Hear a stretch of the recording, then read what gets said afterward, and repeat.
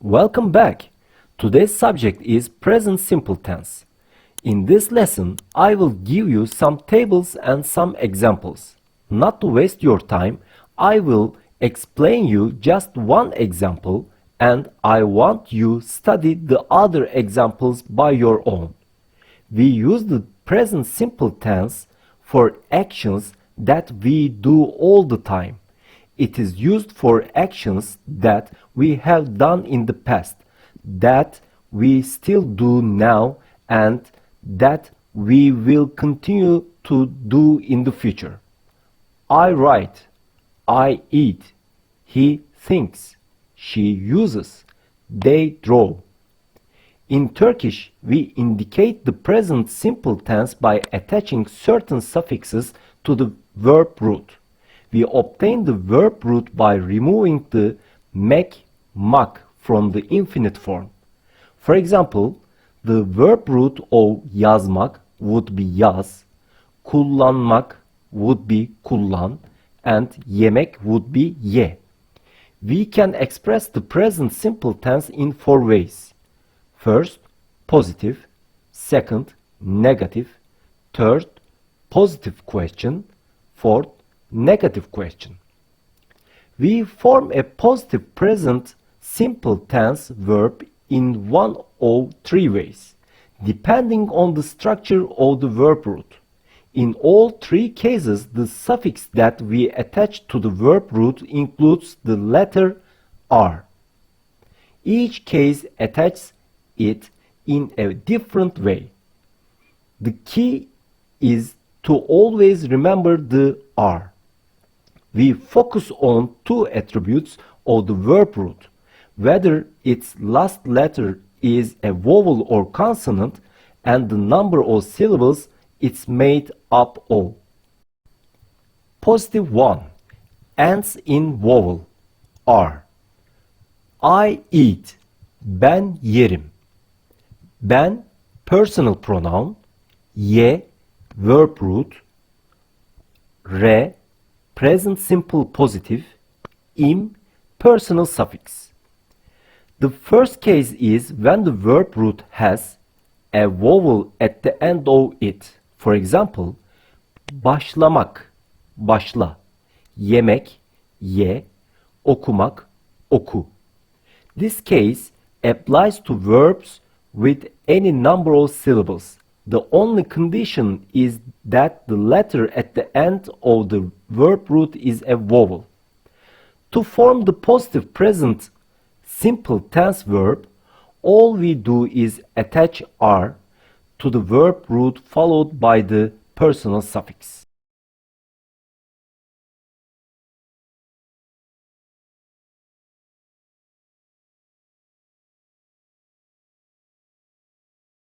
Positive 2 ends in a consonant and has one syllable. R. I write. Ben yazarım. Ben personal pronoun. Yaz verb root. R present simple positive. Personal suffix. The second case is when the verb root ends in a consonant, has exactly one syllable. For example, yazmak, yaz, çizmek, çiz, sormak, sor, gülmek, gül. The helping verb etmek, et, also falls under this category. We attach one O, R, based on the last vowel found in the verb root. Then we attach the personal suffix.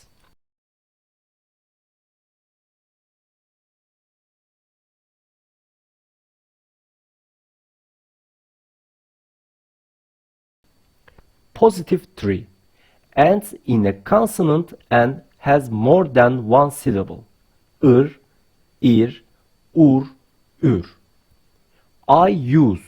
Ben kullanırım. Ben personal pronoun. Kullan verb root. Ir present simple positive. Personal suffix. The last case is when the verb root ends in a consonant has more than one syllable.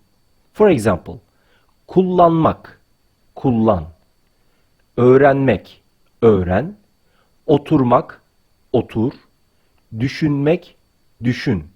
We attach one o, ir, ur, ür, depending on the verb root's last vowel. Thereafter, we attach the personal suffix.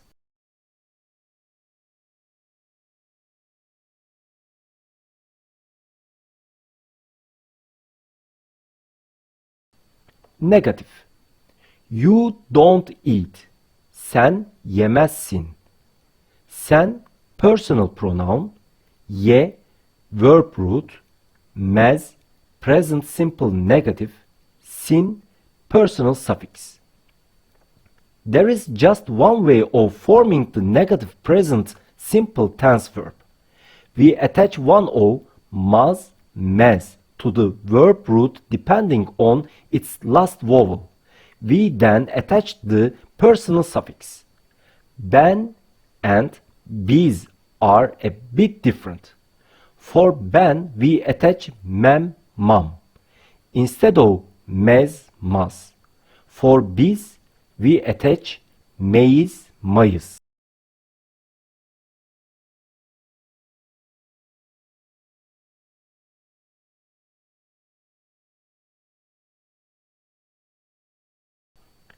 Positive question. Do I eat? Ben yer miyim?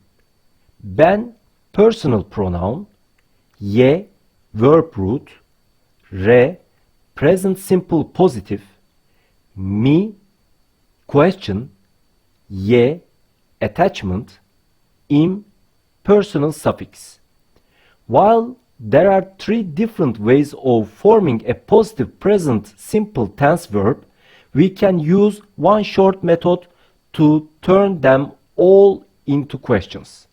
The key is to focus on the R that was added when the positive verb was formed. The first thing we do is split the verb after the R. To this, we add m, mi, mu, mü separately, based on the vowel before the R. Lastly, we attach the personal suffix.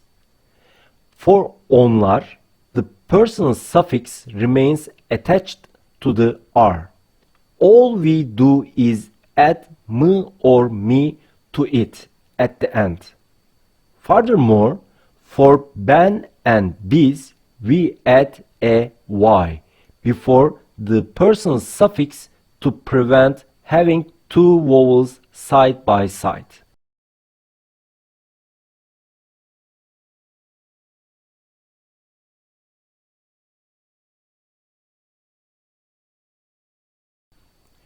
Negative question. Do you not eat? Sen yemez misin? Sen personal pronoun, ye verb root, mez present simple negative, mi question, sin personal suffix.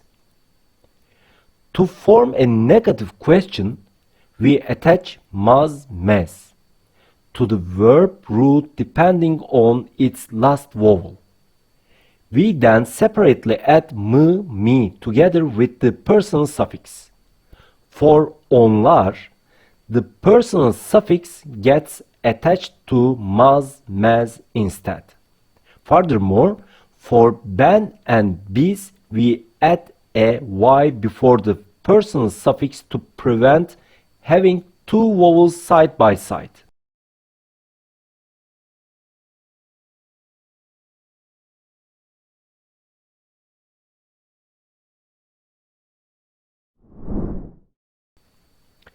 Again, we came to the end of another lesson. Please check the tables and examples together until you understand the logic.